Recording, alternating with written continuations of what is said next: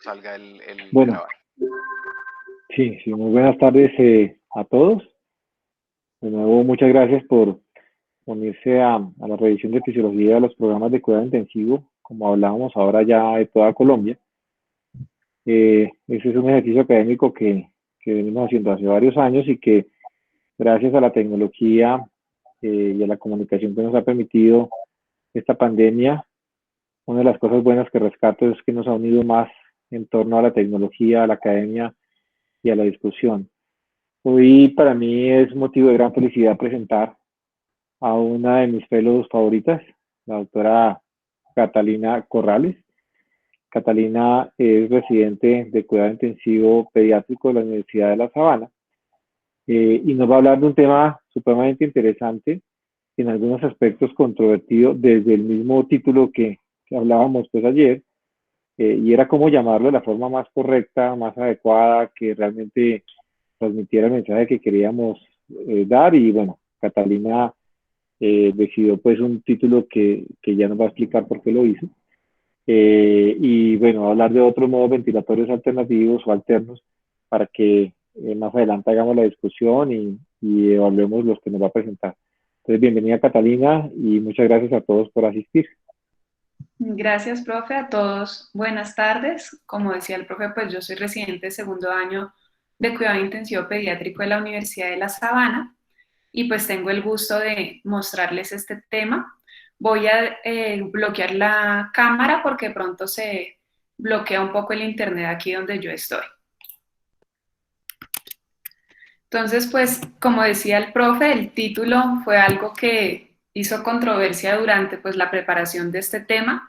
Definitivamente, pues hay muchos que conocemos estos modos como modos avanzados, pero pues realmente no podemos decir exactamente que son mejores que otros. Ya no son pues métodos no convencionales porque muchos ya se están usando de manera convencional. No son nuevos modos porque ya los hemos conocido a través del tiempo. Entonces definitivamente nos quedamos con el título de otros modos ventilatorios o alternativos, que es digamos como Tobin nos ayuda a estudiar este tema. El camino a seguir que vamos a tener rápidamente, aunque ya lo hemos conversado en otras clases, cuál es el problema pues de la ventilación mecánica, el por qué buscamos pues estas estrategias en los modos alternativos y dentro de ellos pues vamos a mencionar el soporte con volumen asegurado, el control dual, el presión de 2 niveles, APRB y modos adaptativos, dentro de ellos pues la ventilación asistida proporcional, la asistencia ventilatoria neuroajustable y con soporte adaptable. Entonces, inicialmente el problema, que lo hemos conversado varias veces, pues tener en cuenta la interacción que existe pues ya en ese paciente que requirió la ventilación mecánica, cómo debemos y cómo existe ese equilibrio entre el sistema del control respiratorio neurológico de nuestro paciente y el sistema del control del ventilador. Por medio de microprocesadores, pues lo que se hace es tratar de llevar a reemplazar eso que está fallando en nuestro paciente, pero pues como todos nos han enseñado, no curamos con esto la situación, sino que vamos a llevar el proceso. Recordar pues ese control respiratorio neurológico en nuestro paciente va a estar mediado por diferentes situaciones químicas, otras situaciones metabólicas que aún no están muy bien establecidas, y cómo pues el control inconsciente o el control consciente pues va a alterar esa respiración o y en muchos pacientes pues puede generar asincronía. Recordar, pues lo hemos hablado bastante con respecto al Billy, toda la situación que la ventilación mecánica produce, tanto por hiperoxia, endotoxinas, toda esa oxidación asociada a diferentes mecanismos dentro de factores agravantes por la enfermedad de base de nuestro paciente, como la septicemia, el uso de diferentes medicamentos. Definitivamente, pues en el músculo diafragmático existe ya establecida la degradación lisosómica y de la disfunción mitocondrial, la proteólisis no lisosomal, que va a inhibir todas esas vías de proteólisis, la translocación pues del ribosoma, que pues va a llevar aún más a esa proteólisis proteosomal, que pues ha alterado definitivamente, llevando a apoptosis celular, a autofagia. Y pues lo que se ha hecho a través de los esfuerzos para disminuir esta situación es tener una ventilación más adaptativa, mejorar como esa energía o ese desgaste diafragmático, y estudios pues en diferentes medicamentos que pues ayudan, digamos, a la manipulación pues del calcio, como en el caso del levosimendan, a recuperar la debilidad mitocondrial por medio de otras sustancias.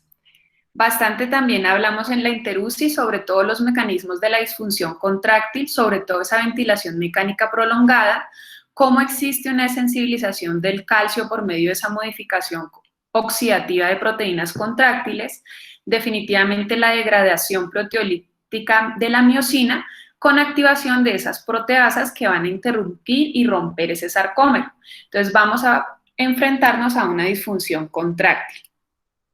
Y la sincronía, como le explicaba muy bien hace 8 días Anita, pues está establecido estadísticamente que tener una mayor tasa de asincronía con la ventilación mecánica va a prolongar la ventilación mecánica y va a alterar la supervivencia de nuestro paciente.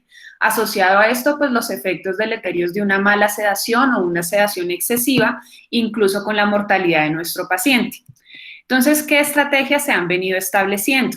Definitivamente, pues la búsqueda de esa protección diafragmática debe estar en el punto ideal de atención a nuestro paciente. Ese punto donde existe un riesgo mínimo de efectos secundarios, donde va a existir el riesgo mínimo de daño diafragmático y donde el soporte ventilatorio y la sedación van a estar en un nivel óptimo. ¿Cómo se ha hecho eso a través del tiempo? Pues con la invención de otros modos.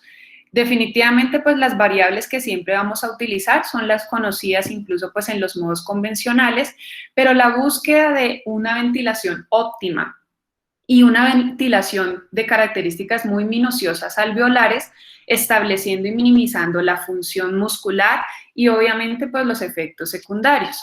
Con todo esto, pues nuevamente viene toda la situación del poder. Vemos pues cómo se ha establecido, cómo Otis introdujo el poder a la respiración, Gattinoni pues definió el poder resistivo y elástico y Mariani ya diferenció ese poder elástico en sus componentes asociado pues al volumen tidal y al PEP. Vemos aquí una gráfica rápidamente, este es un artículo de una modelación buscando esos mejores modos. Lo que vemos pues es la diferencia en un volumen control, una presión control, y un paciente pues que no requiere asistencia ventilatoria. Vemos realmente pues cómo esa característica resistiva en una ventilación pues hace que el trabajo muscular, en este caso pues de los músculos respiratorios sea mínimo versus pues un modo controlado que sí me altera y pues lo que hemos hablado con respecto a la ecuación de poder. Entonces, ¿qué tenemos? Tenemos modos alternativos con objetivos para mejorar la sincronía del paciente, buscando pues estadísticamente disminuir los días de ventilación, mejorar la seguridad de nuestro paciente. ¿Qué teníamos con los modos convencionales?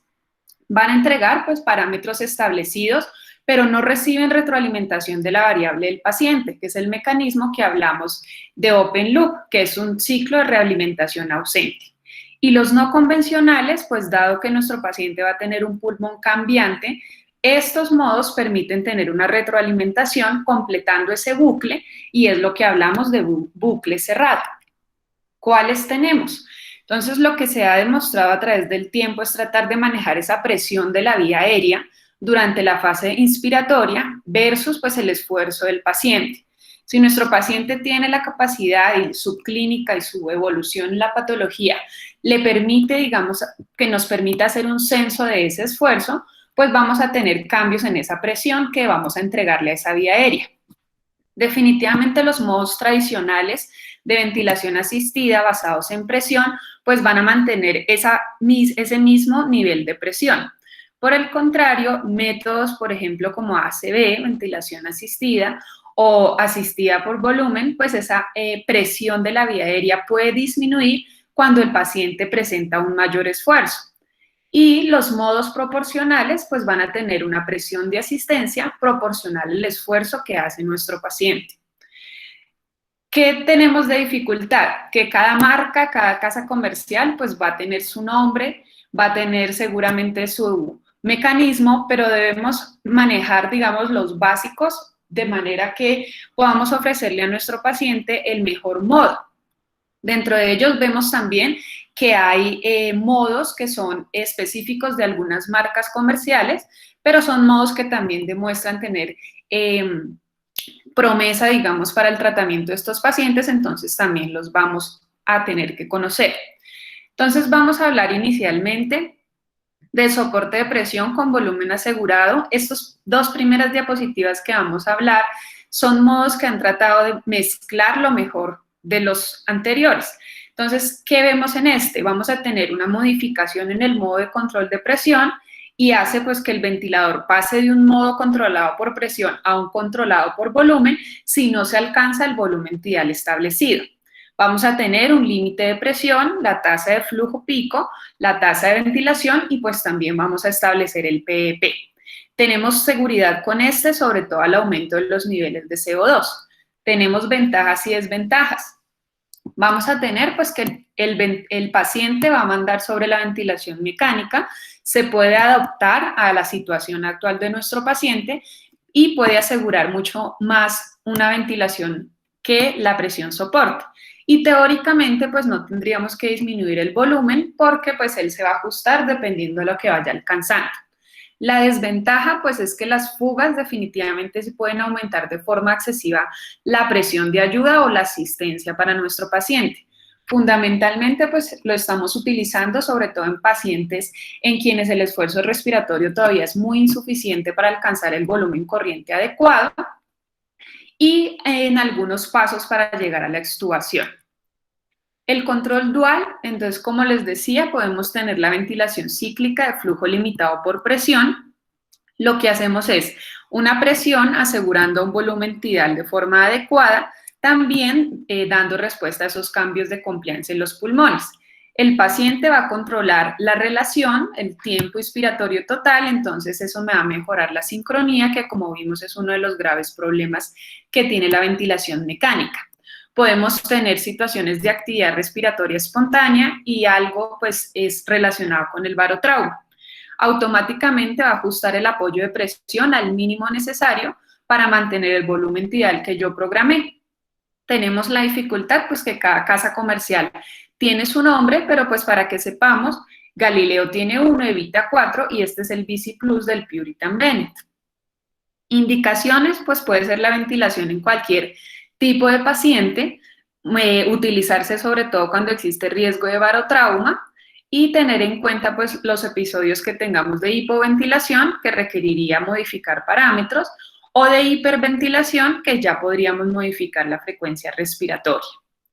Con respecto a la presión de 2 niveles que conocemos como B-level, pues tenemos digamos estas también digamos situaciones con respecto a la casa comercial, pero lo que vamos a buscar es mantener un flujo continuo durante todo el ciclo respiratorio, tanto en la inspiración como en la expiración, pero en ese momento el paciente puede hacer también respiraciones espontáneas.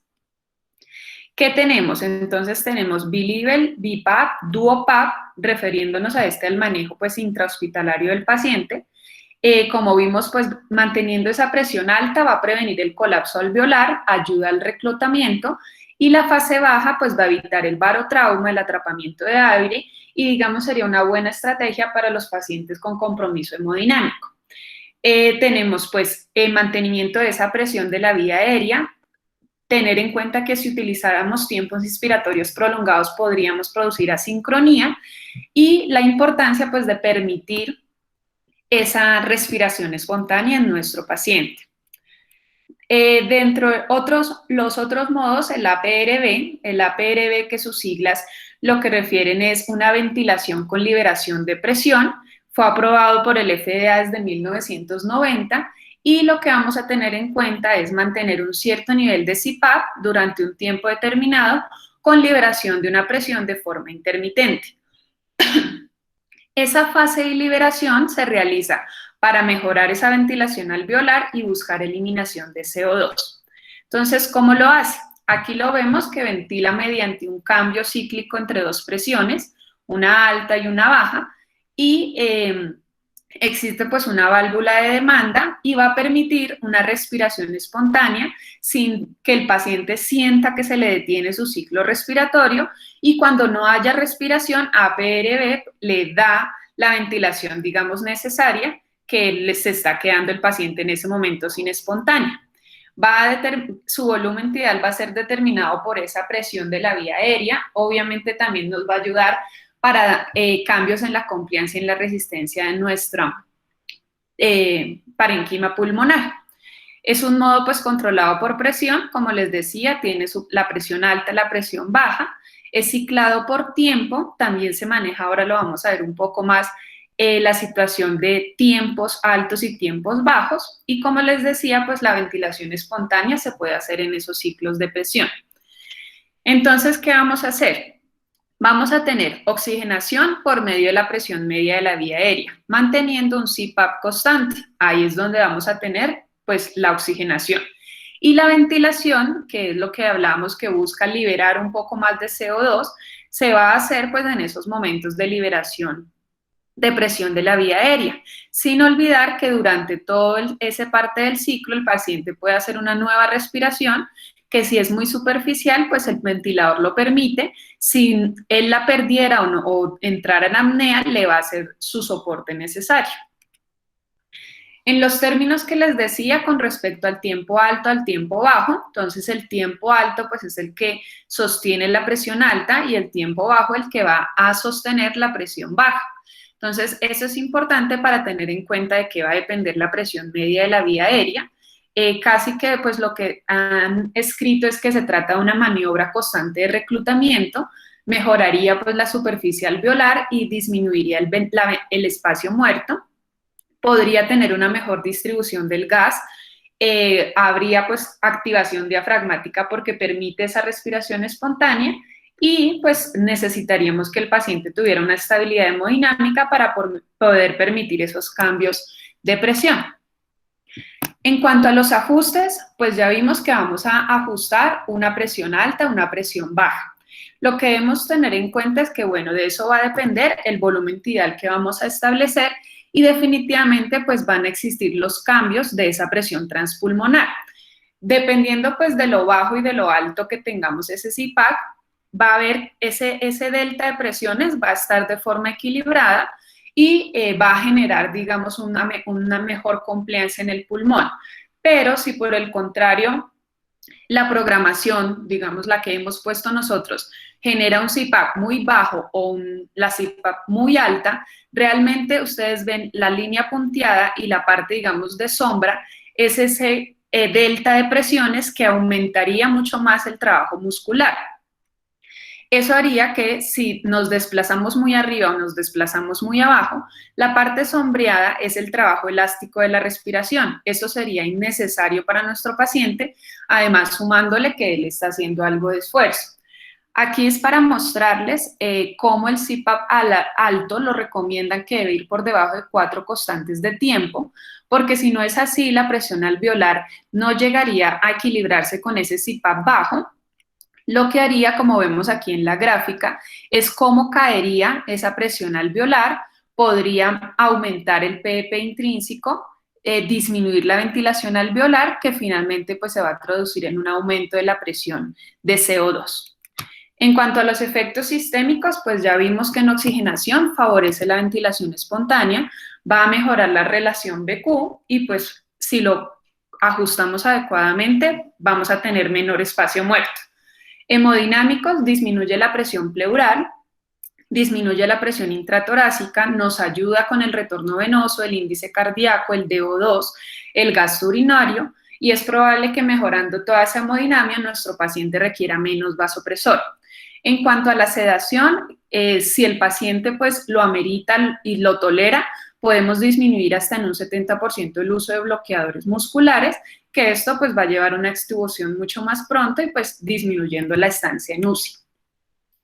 En cuanto a sus ventajas y limitaciones, definitivamente pues ese aumento de las presiones transpulmonares, si no las tenemos adecuadamente calibradas, podemos tener unas alteraciones en las presiones pulmonares, pero si lo tenemos bien establecido nuestros parámetros, pues puede mejorar la función cardiovascular.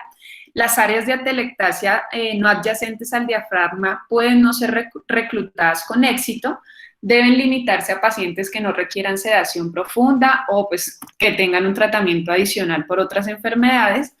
Puede haber presencia de asincronía y no se espera pues que sea una ventaja en pacientes que sea difícil el destete ventilatorio. Aquí es para mostrarles pues cómo la respiración espontánea sí pareciera en estudios que han demostrado que la región más cercana diafragmática es la que disminuiría las atelectasias, derivando pues una mejor derivación intrapulmonar a oxigenación arterial.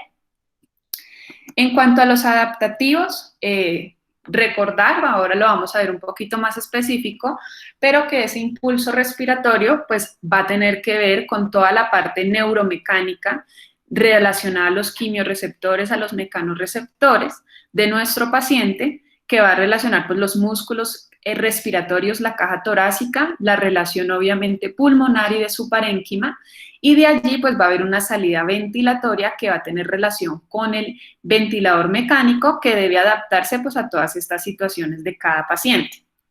Se ha buscado entonces que existan modos proporcionales que entreguen un apoyo afectado indirectamente por la demanda del paciente, directamente por una salida neural, en este caso pues la actividad eléctrica del diafragma, que es el principio básico del NAVA, y otros modos que van a responder al cambio de la mecánica respiratoria o fugas de aire que pueden pues no alterar esa salida neural y generar el soporte mecánico.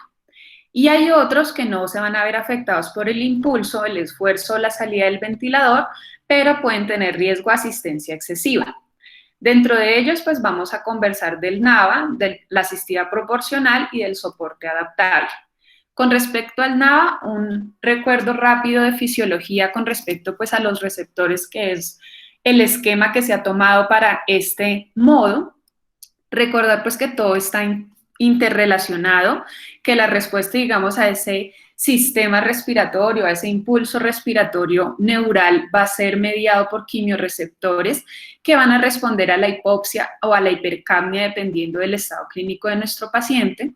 Ellos mencionan varios reflejos a tener en cuenta, dentro de ellos el reflejo frénico-afrénico y frénico intercostal, que por medio de deferencias y aferencias del nervio frénico, pues lo que se va a producir es una actividad eléctrica diafragmática que va a responder de forma continua a tanto quimiorreceptores periféricos como centrales.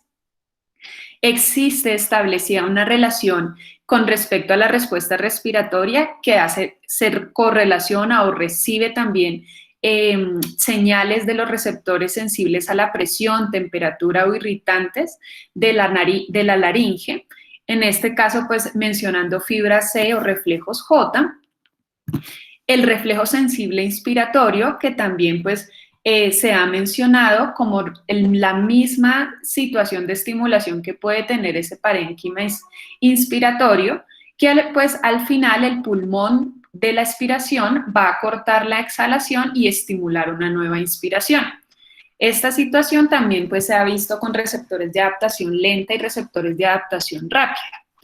Asimismo, el reflejo de compensación de carga que se ha establecido en toda la reja costal, que va a estar pues, interrelacionada con los músculos respiratorios. Y finalmente lo que utiliza o la ganancia que tiene el sistema NAVA es que la sumatoria de esa presión del paciente con la presión del ventilador, dependiendo de esa actividad eléctrica sensada del diafragma por diferentes mecanismos y algoritmos pues, sistemáticos, va a generar esa presión transpulmonar. Definitivamente pues, va a existir un nivel o una necesidad, una eficiencia neuromecánica con respecto pues, al equilibrio del nivel de soporte que le dé el NAVA para poder establecer adecuadamente un volumen tidal que va a estar relacionado pues, tanto con la resistencia como la elastancia de esa vía respiratoria. Entonces, ¿qué hace este sistema? Es todo un acoplamiento neuroventilatorio. Inicialmente, pues lo que hacemos con la tecnología habitual de ventilación mecánica es administrar un volumen, una presión y un flujo necesaria para lo que pretendemos mejore o mantenga, digamos, el control respiratorio de nuestro paciente. La nueva tecnología lo que hace es evaluar esa excitación diafragmática por medio de una sonda alimentaria que va a estar sensando la actividad eléctrica de ese diafragma, traduce en un algoritmo la situación, digamos, de inspiración sobre todo, y cuándo va a arrojar, pues, el soporte de nuestro ventilador. Obviamente, pues una tecnología ideal sería directamente pues en el sistema del nervio frénico, del sistema nervioso central, que pudiera censar de una manera más adecuada, porque ahora vamos a ver qué problemas tiene esta tecnología para poder dar el apoyo suficiente. Entonces, como les decía, la actividad eléctrica del diafragma es lo que es medido, y lo que vamos pues a establecer es el PEP. Podemos aumentar la carga respiratoria, pero esto podría llevar a disfunción muscular respiratoria, y por el contrario, si está disminuido el impulso respiratorio en nuestro paciente, pueden debilitar la señal de flujo y pues la asistencia también podría estar sobrevalorada. Si esa señal de flujo está debilitada, pues por problemas de detección o algo más combinado al anterior, puede aumentar el retraso de un tiempo para activar la asistencia, o incluso puede que no se active el ventilador mecánico.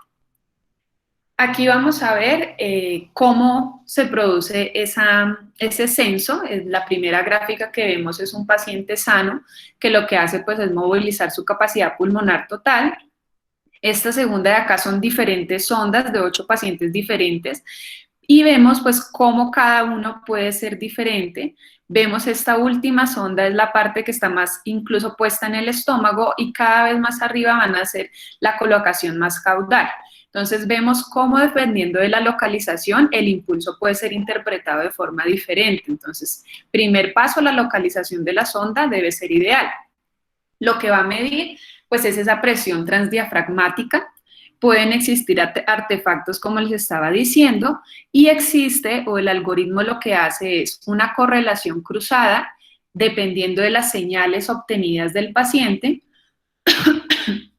Puede ser señales con respecto al movimiento del diafragma o la verdadera estimulación eléctrica del diafragma, y una señal central que finalmente lo que hace es sumar o pasarla por el algoritmo todos estos impulsos que pues van a aumentar sobre todo en la inspiración de nuestro paciente de forma espontánea, y lo termina colocando pues digamos en un modo de censar. Lo hace más o menos cada 16 milisegundos con valores de media cuadrática.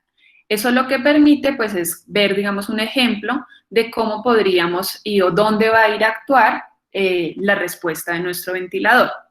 Entonces, para verlo, digamos, correlacionado las tres cosas, aquí vemos la actividad eléctrica del diafragma. Vemos cuando es más fuerte, pues va a cambiar la presión de esa vía aérea, y nuestro ventilador pues va a responder a hacer la respuesta o la asistencia necesaria y programada. Las ventajas que tiene, pues definitivamente esto mejora la sincronía entre el paciente y el ventilador. Es pues una ventilación, digamos, que se está sincronizando de forma intermitente. Como les dije, la medida la hace cada 16 milisegundos con la colocación pues de la sonda.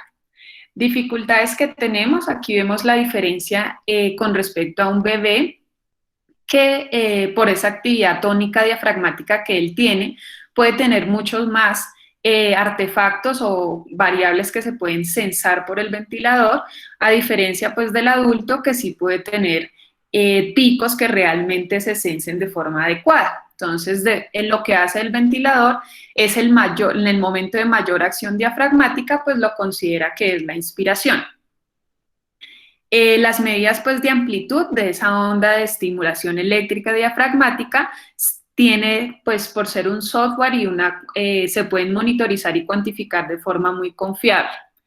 Entonces, como decíamos, las ventajas, pues el monitoreo es un procedimiento estandarizado que se podría, digamos, hacer en cualquier situación contando con el equipo. Va a monitorizar la presencia o no de la respiración espontánea durante la ventilación, y definitivamente, pues es un monitoreo de interacción paciente-ventilador. El modo, pues, tiene mejor tiempo de esfuerzo entre el paciente y la asistencia, independientemente de las fugas, de la interfaz, de si existe líquido en el circuito, que es una también de las situaciones de otros dispositivos, y pues está integrado neuronalmente, sobre todo pues en tiempo de actividad y en función de la vía aérea, que nos ayuda pues a preservar ese impulso respiratorio, permitiéndole a nuestro paciente la respiración voluntaria, disminuyendo pues la presencia de fugas, previniendo la asistencia excesiva y pues respondiendo a los cambios en la demanda respiratoria. Las limitaciones, pues no lo podemos usar en ausencia de impulso respiratorio. Como vimos, pues la sonda va a censar el movimiento. Debe hacerse pues un uso prudente con el impulso respiratorio incontrolable. Los niveles demasiado altos pueden causar un patrón de respiración irregular. No se puede utilizar cuando la sonda de alimentación está contraindicada y pues recordemos adicionalmente debemos colocarla de forma precisa.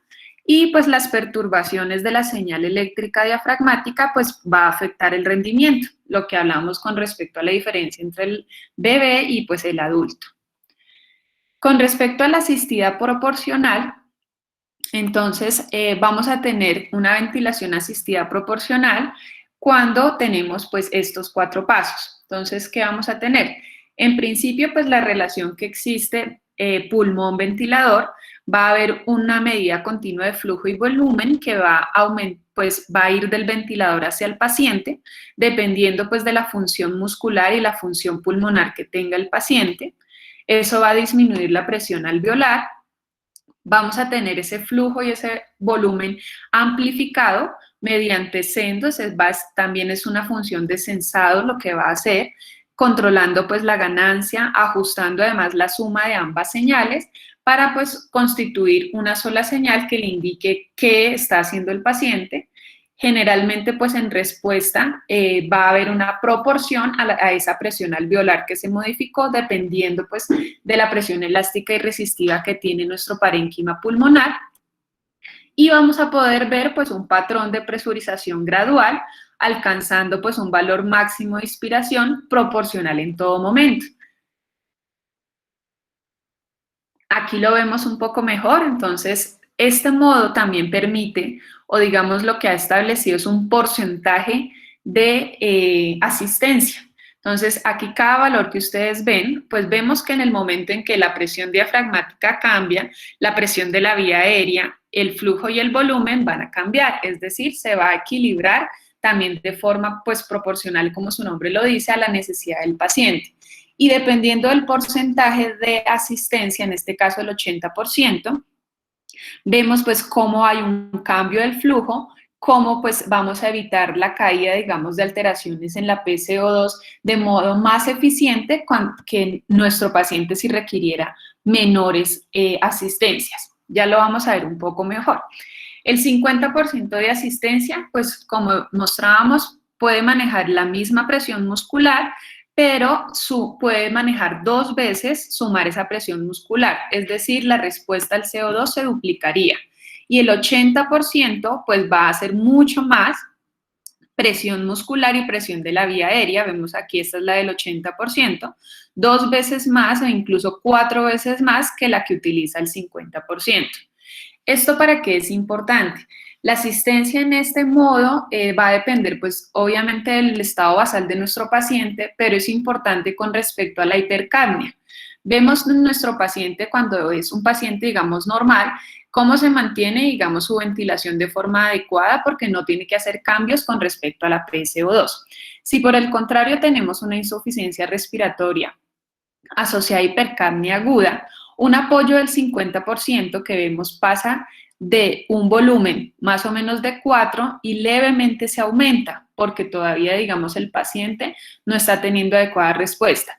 Pero si damos una asistencia del 80%, rápidamente casi que se duplica de 4 a 8 ese volumen. Es decir, que es la adecuada asistencia en este modo depende también del porcentaje que nosotros le estemos dando. Cosa contraria que ocurre con esas hipercapnias crónicas que a pesar de que hagamos aportes o asistencias de mayores porcentajes, vemos que no se duplica o tanto la respuesta o la respuesta pues sí a ese CO2 y que incluso puede alterarme mucho más esa hipercapnia a la que el paciente, digamos, venía adecuándose de forma crónica. Ha establecido, o digamos el doctor Georgopoulos estableció este algoritmo con respecto a la programación. Inicialmente, pues ellos refieren que dado estos problemas que tenemos con la hipercapnia, sobre todo crónica, podríamos iniciar con un 70% de asistencia y dependiendo pues del distrés respiratorio, y de la clínica de nuestro paciente, pues lo que vamos a modificar es ese porcentaje de asistencia, pero pues si el paciente pues va mejorando, pues podríamos ir disminuyendo ese porcentaje de asistencia y dependiendo de su respuesta clínica con seguimiento de gases, pues ir modificando los otros parámetros. En cuanto a ventajas y limitaciones, pues la sincronía automática, la adaptabilidad de asistencia, pues va a depender de ese delta de demanda ventilatoria, de cuánta asistencia vaya a necesitar nuestro paciente. Lo que hablábamos, si no existe una fuente de impulso no químico, ese porcentaje de asistencia para generar cambios de PCO2 puede ser muy variable, pero sí se ha visto que los porcentajes de asistencia entre el 30 al 55% pueden disminuir desde el 45 al 70 o del 50 al 80% la presión muscular, que ellos lo traducen como el trabajo respiratorio que tiene nuestro paciente. Puede haber un suministro imperfecto, sobre todo si no hemos calculado bien el porcentaje requerido por nuestro paciente. Puede haber una hiperinsuflación dinámica, dependiendo pues de los parámetros y de los porcentajes también lo han estudiado con aumentos del volumen de espacio muerto, pero pues lo que busca es mejorar el acoplamiento neuroventilatorio. Por último, pero no menos importante, pues está la ventilación con soporte adaptable. Como veníamos hablando, pues este es un sistema de retroalimentación de circuito cerrado. Lo que vamos a establecer pues es un volumen tidal, pero va a existir una señal de retroalimentación, va a medir cuál es el volumen tidal que hace nuestro paciente y comparándolo y por medio de la ecuación de Otis va a dar, digamos, un volumen o una retroalimentación para ver cuánto más necesita que sea ayudado ese paciente o cuánto, digamos, puede dejar que el paciente haga espontáneo. Aquí lo vamos a ver mucho mejor. Nosotros entonces lo que vamos a programar es el peso corporal de nuestro paciente, el porcentaje de volumen minuto objetivo, pues, y los otros parámetros, PEP, FiO2. El ventilador lo que hace es evaluar la mecánica del sistema respiratorio, va a hacer pues su curva de flujo-volumen con constante de tiempo expiratorio y calculando esa frecuencia respiratoria y esos volúmenes, él se va a estar desplazando hasta llegar pues a la frecuencia respiratoria objetivo, al volumen tidal objetivo, dependiendo de lo que haga o alcance a hacer nuestro paciente. Entonces, es con la ecuación de Otis que lo que va a tener en cuenta es ese flujo, es ese volumen, también pues las características clínicas de nuestro paciente y llegando pues a ese punto, digamos, objetivo del volumen que yo programé como objetivo, la frecuencia va a irse moviendo en esta línea hasta lograr conseguir la situación pues más adecuada para nuestro paciente. Existen varios puntos a tener en cuenta. Inicialmente, pues, para mantener una ventilación alveolar con una frecuencia respiratoria muy baja, a grandes volúmenes, pues va a aumentar el trabajo respiratorio de mi paciente.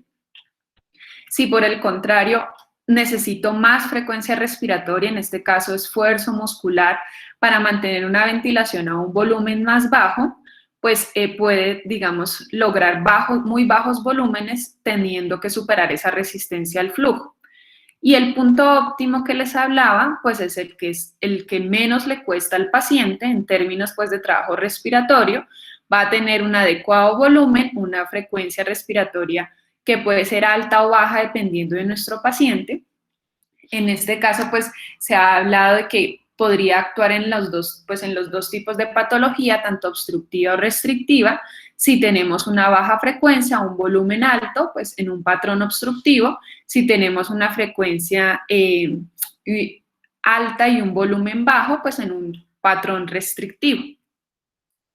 Tenemos, digamos, la gran ventaja con este modo es que podemos tener todas las estrategias de protección pulmonar alcanzando objetivos adecuados con respecto a volumen tidal y frecuencia respiratoria.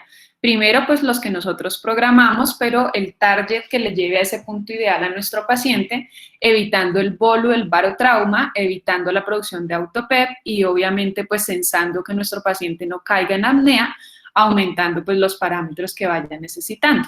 Entonces, pues esas son sus grandes ventajas. Dentro de la Programación, pues tener en cuenta, digamos, esta es una recomendación con respecto pues a lo mínimo y a lo máximo que podemos utilizar.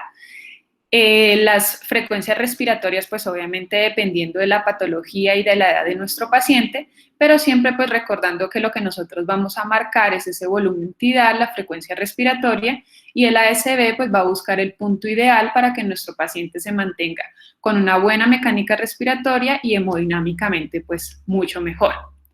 Dentro de las ventajas, pues es un modo muy versátil, es seguro, tenemos pues una ventilación virtualmente a todos los pacientes. Hay poca interacción entre el operador y pocas alarmas porque él mismo pues con el registro de su software va a estarse retroalimentando constantemente.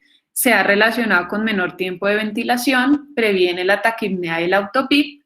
Las desventajas, pues que no permite programar los otros valores o los otros parámetros, va a depender pues de este algoritmo. Hay escasa experiencia en niñas, pues el algoritmo ha tenido dificultades con volúmenes muy bajos y frecuencias muy altas y pues definitivamente es disponible en un solo modelo de ventilador. Y listo. Cata, muchísimas gracias. Una excelente presentación. Voy a pararla un momentico.